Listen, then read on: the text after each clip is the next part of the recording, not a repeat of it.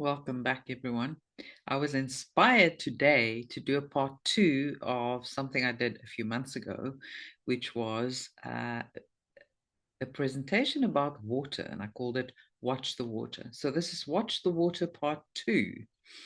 And I've been meaning to dive further into that subject, but only today have I been prompted to really dive back into it. And it's amazing how these things take shape and how you systematically are being led to go into certain subjects when the time is right, possibly when certain codes are downloading, when certain information is being downloaded. So I find that process so fascinating and so rewarding because lately I've been discovering all sorts of downloads and remembrance really of information that has I didn't really know I had.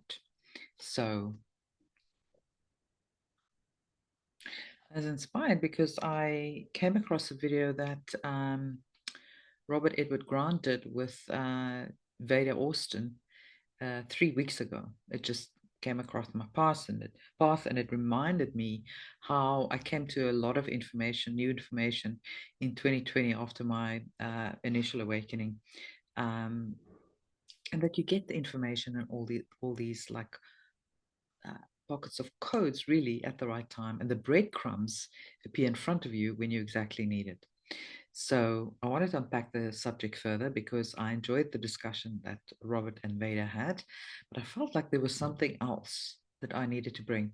I'm just going to give you guys a little bit of background. If you haven't listened to the Watch the Water Part 1, I will link it below so you can go and watch that.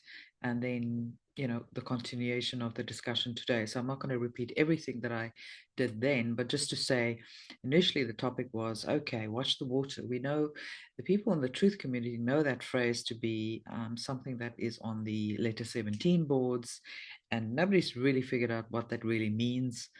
It could mean several different things, but for me, I just feel water is the carrier of all information, all memory, um, all the codes that we would ever require. And so, why wouldn't we watch the water as we go through this great awakening on the planet? And more importantly, the human race is heading for an ascension. So, the water is kind of playing a very important part of that process in our collective awakening and also our ascension process.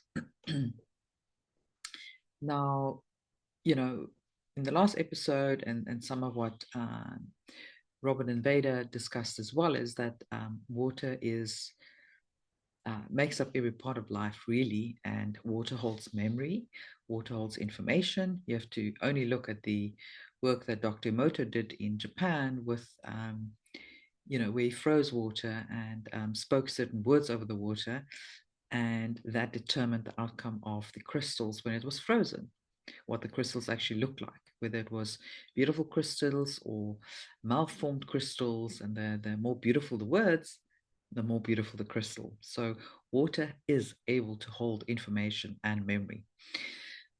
But really, yeah, so let me preface it with a few things, and then I'm going to take it back to something that I think is next level. And I've not heard actually anybody speak about this. And I'm not trying to blow my own horn, but I have lately come into certain information that really is um, next level. And I have to say, recently becoming aware of my connection to the Galactic Center and the Shapley Attractor. I felt like I have started receiving information from these sources. Um, So this is beyond the basic tropical astrology. This is part of galactic astrology. Now you can look at your galactic chart as well. So this is quite a rare alignment. And really, these are very deep space objects that are very, very far away, first of all, and very big. So galactic center, I think, is something like 400,000 times bigger than the sun and much, much further away from us than the sun. Then you get the supergalactic center, then you get the great attractor, and then you get the Shapley attractor, which I have also connections with. So it is a deep space um, they haven't figured out even what it is. Most people that have been studying it, scientists, etc., it just looks like a black hole. Like they haven't been able to figure out what this thing is. Um, and you'll see why that also links in with what I'm going to be saying. So, we know that water is an essential building block of life. So, from a science perspective, water is absolutely fundamental to life. As we know it, every part of life is there's water involved. Every cell on Earth, in fact, requires water. Not a single cell on Earth can survive without water. It dissolves nutrients, it transports energy, um, it regulates temperature, it enables the chemical reactions of life to be able to produce life. Even NASA looked for water first when searching for extraterrestrial life. We'll leave it at that. We all know what we think about NASA, but that is kind of what defines whether there's life on a planet. If there's water, there's life. If there's no water, there's no life. And then from a more spiritual perspective, many cultures have obviously long viewed water as the breath of spirit within matter. It's the one thing that gives matter life. And in Taoism, for example, water is a metaphor for the Tao, soft yet powerful, yielding yet unstoppable.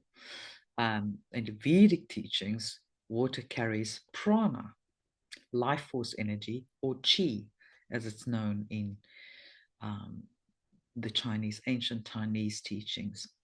In many indigenous traditions, water is considered a living relative and a keeper of memory. So this is not new. These discoveries, we're basically rediscovering what has been here all along. Now, if you look at water as a cosmic memory keeper, that gets really interesting. Structured water, or what we call living water, is believed to have the ability to store and transmit information. And that's part of what we've been discovering over the past few years, and a lot of what makes up Vader Austin's work as well. So think of how water shapes itself into snowflakes, like we said with Dr. Emoto's experiments. No two actually look alike. No two snowflakes will ever look alike. Yet it's all ordered by unseen codes. In other words, water holds the blueprint of whatever it is representing. In other words, our blueprint and our DNA is present in our water because we're 80% water, 70% water. Well, some argue about that. But actually, if you look in terms of weight, 99% of our bodies are made up of water, atomic weight. So that is really interesting. So, Emoto obviously suggested that emotions and information is trapped in the water. Those studies have been done many years ago. So it gets crystallized in the water. So water, in a way, also turns into crystal, which is important to know. So water is therefore more than just a medium or a carrier of information or emotions. It's like a recording device of consciousness itself. It holds the codes of creation itself. Now, I want to go one step further to say, I think water, or the water molecule, is the original, the first form of creation. So the first molecule that was ever created, ever, in the multiverse throughout all time and space, I believe could be water. And this is why this water is ultimately then what carries all of life, all of the memory, all of the learning, all of the knowledge, all of the wisdom, all of the information through in life, through billions and billions of years. So I believe the other elements actually gets created out of water. So if you look at the other, the Tao believe in the five elements. So water, fire, earth, wood, and metal or air. There's different traditions have a different opinion about that. But in the Chinese traditional Chinese medicine, they believe actually metal is one of the key elements, and you will find metal as a property inside the body. You will find water as an element inside the body, fire, wood, and earth. So you may have a water imbalance in the body, and that can be in different forms as well. It can be called damp heat, it can be called different things depending on what's wrong, what exactly the imbalance is. But I do believe personally that water could have been that original creation that basically created everything else that we know, all the five elements, and that makes up everything that we know in the multiverse, everything that we see around us. Now, if we look at water as chi or prana, the prana of the universe, it's almost like water as energy made fluid. Okay, and that's how things are transmitted. That's how information is transmitted. That's how creation is unfolding like a lotus flower, basically, the flower of life. um, so it can be imagined as chi prana of the universe made visible. And that's another debate, because what is really visible? We only see, really, as humans, 4% of the visual spectrum. There's so much that we don't see, which our eyes can't perceive, but it's there. So that is another debate in itself. It's basically the place where spirit breathes into form. So in this sense, water is the bridge between energy and matter. Water is the womb of the multiverse, basically. Water is the living memory. It's crystalline and it's infinite.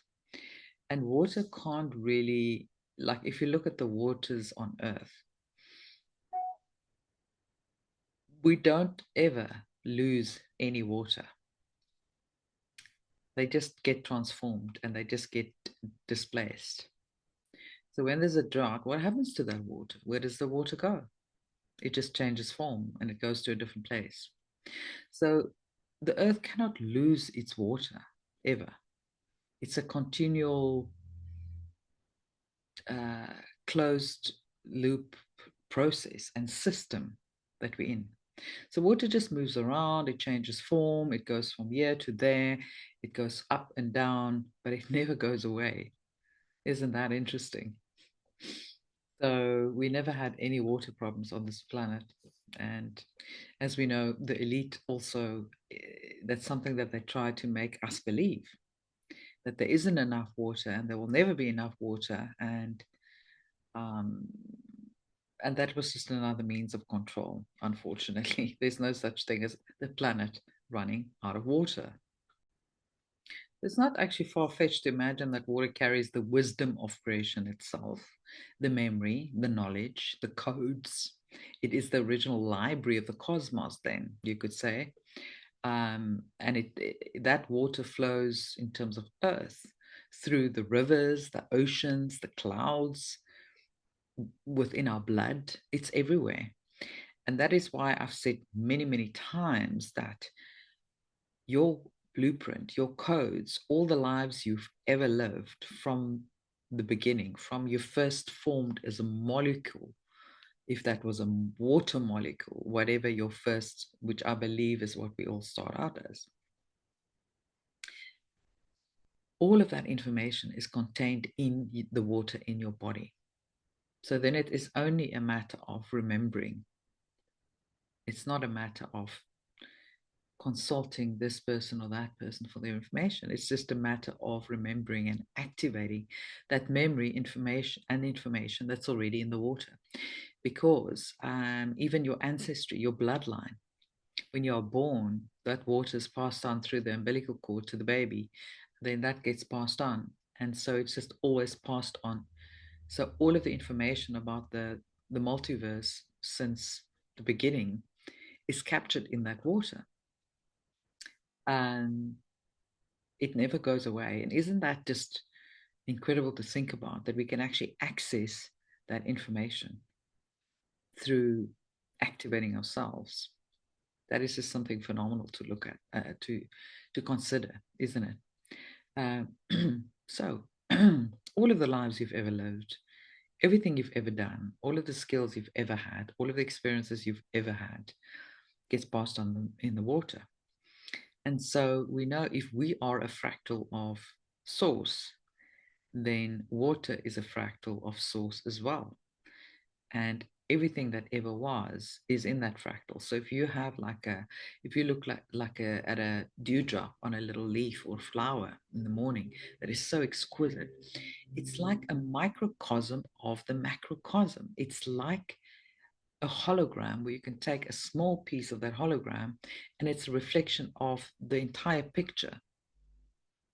So it is like microcosm, macrocosm, as within, so without.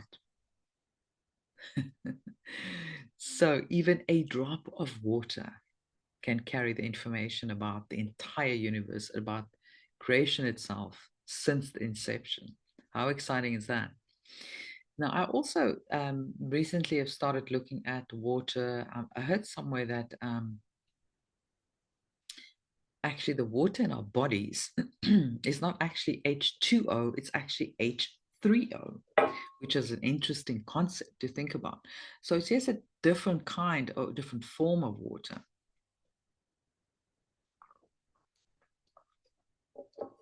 And you may ask, what is H3O?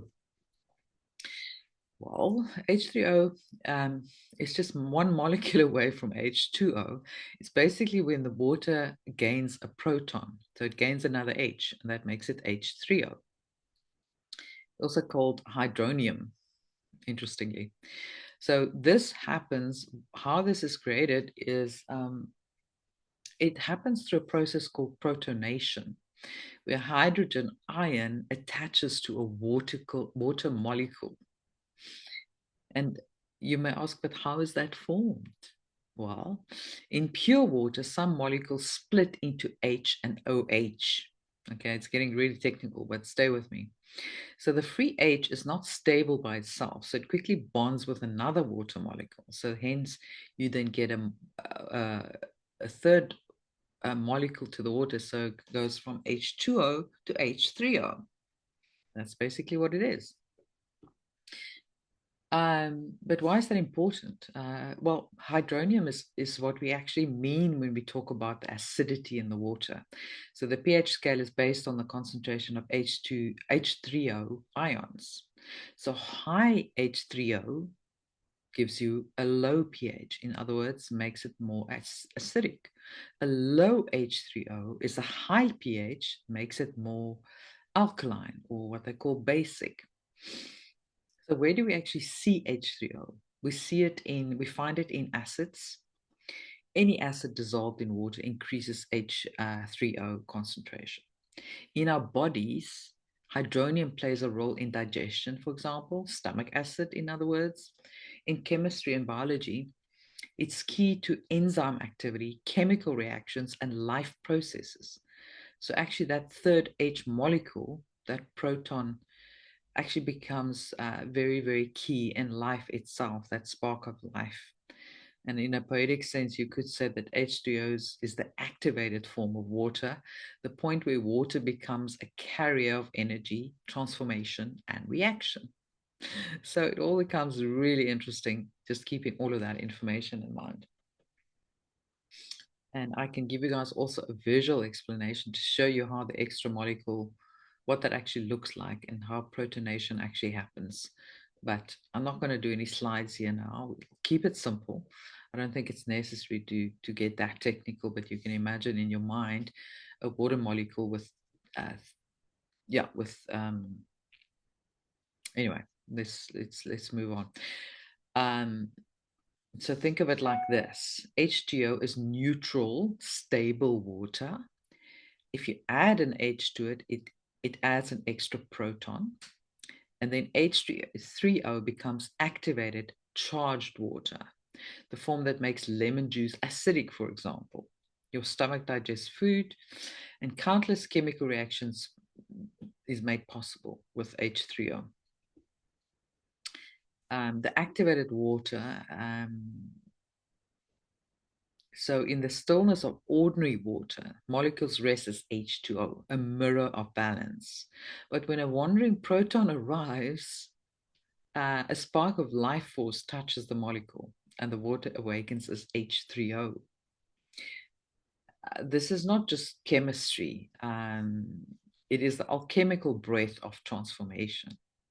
It's what starts to transform that water molecule into something more. So hydronium is the pulse of acidity, and in a way, the whisper of change, the carrier of reaction. It is the unseen current that makes lemon juice tingle in your tongue, for example, on your tongue. It's what makes, fire burns in your belly, and stars forge new matter in the void. So it provides that spark to create that life force, because we are electrical beings as well, remember. So think of H3O as crystalline water in motion, an activated droplet of consciousness, really, charged with the power to shift, dissolve, and awaken new pathways. So where H2O is stillness, H3O is movement. Where H2O reflects, H3O transmits. It gives you some of the differences. It is water's reminder that every molecule can be sparked into a higher state, that even the most ordinary can be touched by light and become a vessel of transformation. It's that alchemical process that is possible within each of us when we activate it. So, how beautiful is that, guys? I am so blown away by the subject, and I'm sure we're going to discover a lot more on this subject. But I think suffice to say that water is coming up in our consciousness quite a lot lately. The dolphins and the whales, we know, are the frequency keepers of the waters on Earth, and they've been sent here to keep the frequency at a certain level, if you will, to protect the Earth. And we know the whales recently have gone silent as well. It's almost like there's a new song being birthed on Earth. That song is over now. As the frequency rises, perhaps they're getting ready to sing a new song. Or, they're waiting for the next happening to unfold on Earth, because the frequency is rising, guys. Our planet is transforming, and so are we. So, I spoke in my last video about the different forms of water, and I think I discussed 6 of them there, if I'm not mistaken. But actually, Robert and Vader discussed that there could be 12 different forms of water, which is really, really interesting. So, the basics being water in its fluid form, then water in its solid form, which is ice and ultimately crystal, water in gas form, and water, like vapor. What are the other forms? I can't think now. And then there's plasma as well. So, and we have plasma in our bodies as well. And there's that video that went around a couple of maybe years ago of a diver filming the fact that there was water under the water that basically they couldn't access.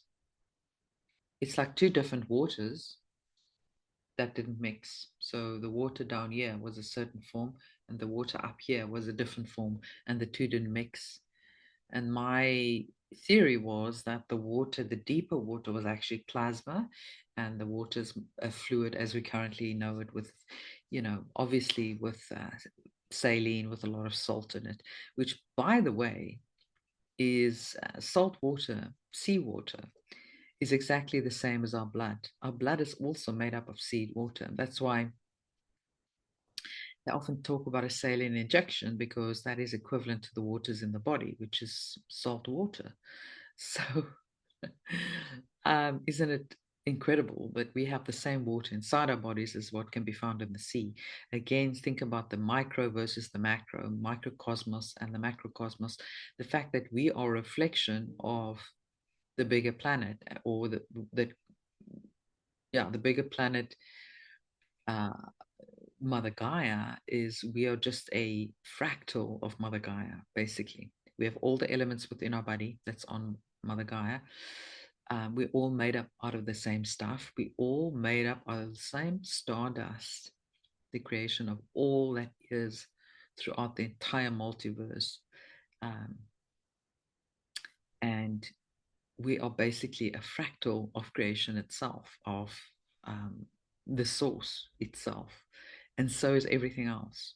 And that's why we're reminded that we're all made from the same things. We may have a different skin tone or different eye color or hair color, but actually we are much more alike than we are apart, or different here on Earth. And so it's quite incredible to think that the divide and conquer tactic have worked for so long. But people are about to see through that. Many of us have already years ago, but more and more people are busy discovering that we have more in common than we have things that are different. And so it's also got to do with the law of one. We are all literally one. Every single one of us, and every single thing on this planet and beyond, and throughout the multiverse, is a fractal of the same thing. Um, so isn't that just incredible? And what I actually wanted to do is I created a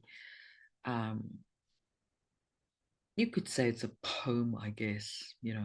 I don't know if that's even the right word anymore, but it's like a codex of water that I wanted to share, that perhaps you find activating, because maybe if the waters within you stir, new memories will, or not new memories, old memories will stir within you, and you may remember who you are. So I call it the Water Codex. Water is the first dream of creation, the womb in which galaxies whisper to themselves. Before stone, before fire, before air took its song, there was water, shimmering, crystalline, a mirror of infinity. Each droplet carries the breath of the universe, the chi, the prana, the subtle pulse that animates all things. Water is not passive, it is a living current of memory, a library that remembers the stars and sings them back through the streams. The rivers carve the earth as the bloodstream carves the body. The oceans reflect the sky as our eyes reflect the soul. The clouds carry the dreaming of mountain and sea, whispering it back into a cycle of becoming. Every crystal of snow, every shimmering wave, every tear that falls from the human heart is inscribed with codes. The wisdom of ancestors, the information of galaxies, the secret geometry of the multiverse. Water is the bridge between matter and spirit. It dissolves, it reshapes, it transmits. It teaches us that change is the only permanence, that softness can carve stone, and that memory is fluid, flowing endlessly from one form to another. To drink water is to drink the cosmos. To bless water is to bless the stars. To listen to water is to hear the voice of creation itself, flowing through every molecule of our being. For we are water. We are memory. We are living light, made liquid, rivers of consciousness, returning to the great ocean of source. One other thing that I wanted to touch on is uh, Robert Invader was speaking about the age of Aquarius, basically the water bearer being the sign for Aquarius. And they were touching on many different things, and that water is the feminine and the water bearer is masculine, and that these, you know, yeah, basically, which is all very interesting. But then something else immediately came to mind, which was the age of Aquarius is also known as the age of enlightenment because water carries light. And bringing the water back, so to speak, metaphorically, to this age um, is